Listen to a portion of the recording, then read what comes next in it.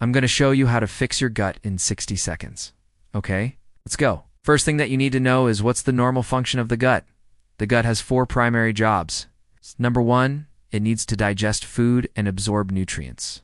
No. 2, it needs to eliminate waste. No. 3, it needs to help with your immune system. And number 4, it actually makes a lot of neurotransmitters, which are chemical messengers like serotonin, dopamine, GABA, and acetylcholine. So if you have a healthy gut, you will have a healthy brain.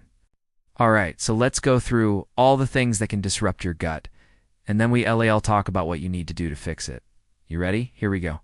Antibiotics. Okay, kill bacteria. But there's good bacteria and there's bad bacteria.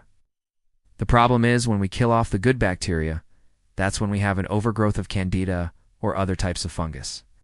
Also, when you take antibiotics, it disrupts the normal flora of the bacteria, changes the pH. It can cause leaky gut. And so this leads to more inflammation, which then creates more allergies, which then leads to autoimmune diseases, which then leads to all sorts of problems, including depression. Next one is non-steroidal anti-inflammatory drugs like ibuprofen, Aleve, aspirin, naproxen. These can all irritate the lining of your stomach and create ulcers.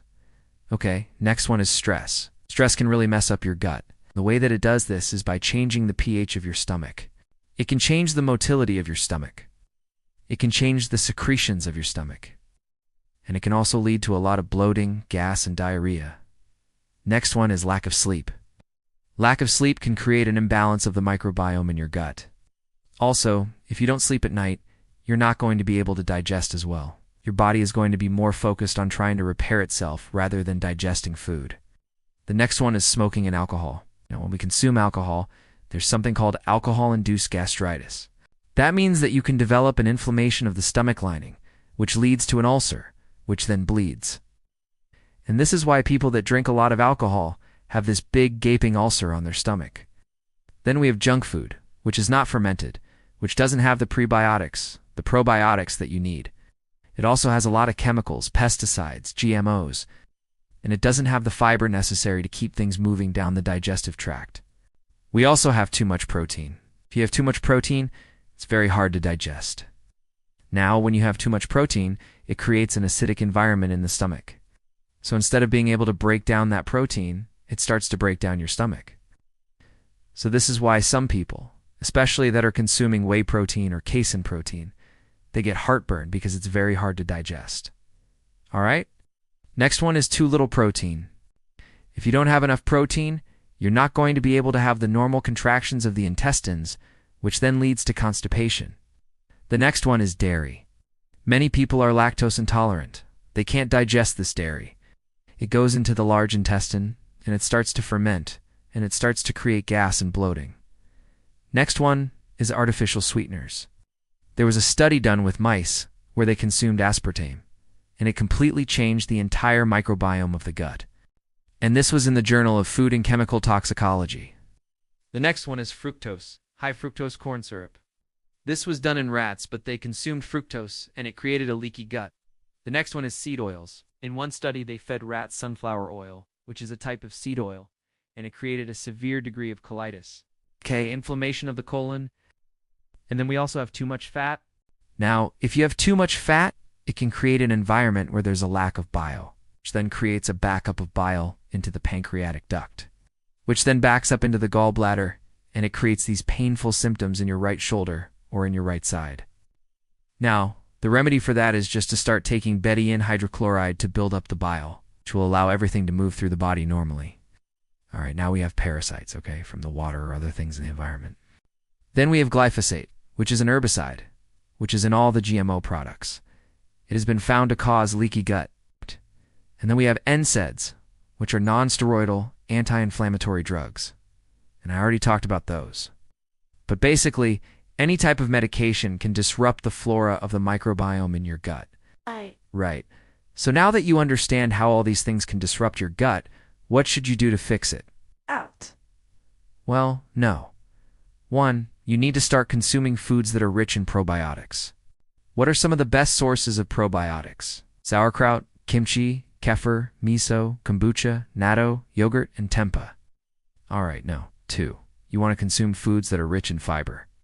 And the best sources are vegetables, fruits, legumes, whole grains, nuts, and seeds. This is going to feed your probiotics. All right, no. 3. You want to eat foods that are rich in antioxidants because you need antioxidants to counter the oxidation, the free radical damage in your gut. The best sources of antioxidants are berries, green leafy vegetables, and herbs and spices. Antioxidants reduce inflammation in the body. They reduce oxidative stress in the body, and they even can help prevent DNA damage. No, you need to start consuming foods that are rich in glutamate. Glutamate helps heal the lining of your stomach, and the best source is bone broth. Okay, next one is vitamin D. Vitamin D helps strengthen the mucosal lining of the gut. So a simple solution is just to get more sun. Just take your shirt off, get out in the sun, and just absorb some sun on your skin. All right, no. 5. You want to increase fiber slowly but surely. If you're constipated, if you haven't had enough fiber, you might start out by just adding 1 tablespoon of fiber and then working up to 3 tablespoons per day. Good sources of fiber are vegetables, fruits, beans, legumes, nuts, and seeds. All right. Number 6. You want to stop eating foods that cause leaky gut? And I'm talking about sugar, refined carbohydrates, gluten, and also dairy. All right, no. 7. If you have gastritis or an inflamed stomach or GERD, then start taking betaine hydrochloride or apple cider vinegar before meals. That's going to help strengthen the stomach. It's going to help acidify the stomach so you can digest your proteins. No. 8. Start consuming bone broth for that glutamate to help heal the lining of your stomach. Start taking zinc, carnosine, which is a very powerful anti-inflammatory for your gut. And then also start consuming foods that are rich in zinc, which are oysters, clams, and mussels. All right, no. 9.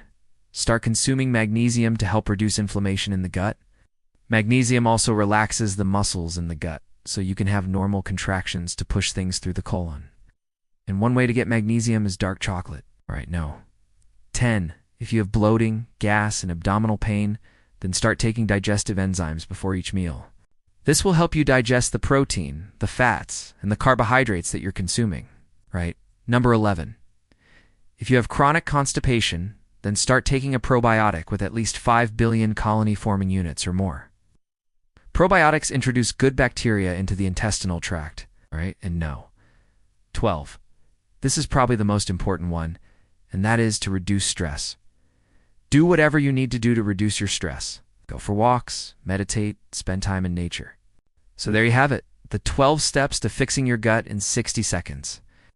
And if you're enjoying my content, which I hope you are, and you're applying this knowledge to your health and you have a success, I would really appreciate you sharing your success story.